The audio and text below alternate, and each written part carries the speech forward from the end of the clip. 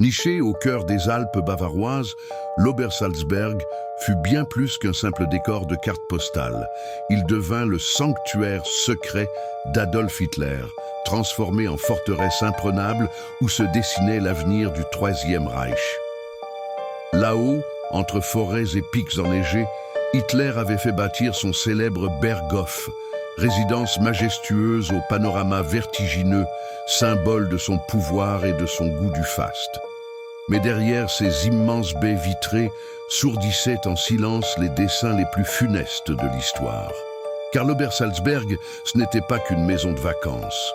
C'était tout un quartier ultra sécurisé, interdit au public, où se concentraient les plus hauts dignitaires nazis.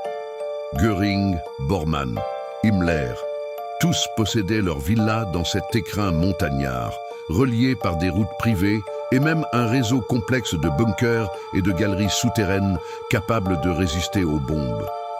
Sous terre s'étendaient des kilomètres de tunnels, véritables entrailles du régime où circulaient documents secrets, câbles de communication et même des pièces fortifiées prêtes à accueillir Hitler en cas de bombardement. Les habitants du coin, eux, vivaient sous contrôle permanent, déplacés ou muselés, car la zone était classée zone interdite, placée sous l'autorité directe du Führer. À l'extérieur, la nature offrait un décor féerique. À l'intérieur, se jouaient des réunions où furent prises des décisions tragiques pour l'Europe entière. Pourtant, en avril 1945, cette citadelle de béton et de secrets connut le feu et la fureur. Les Alliés pilonnèrent l'Obersalzberg, réduisant en cendres le Berghof et détruisant une grande partie du complexe.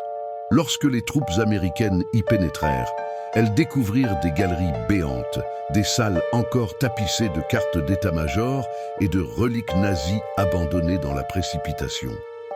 Parmi les objets retrouvés, des tableaux volés, des collections d'art précieux, des bouteilles de vin rares, preuve que même au sommet de la guerre, Hitler et ses hommes cultivaient luxe et obsession du contrôle. Après la guerre, les ruines furent en grande partie rasées pour effacer ce symbole du nazisme, mais le site continue d'exercer une étrange fascination. Aujourd'hui, l'Obersalzberg attire curieux et historiens venus scruter les vestiges d'un lieu où se mêlent beauté alpine et ténèbres de l'histoire. Théâtre secret d'un régime qui croyait pouvoir dominer le monde à partir d'une montagne.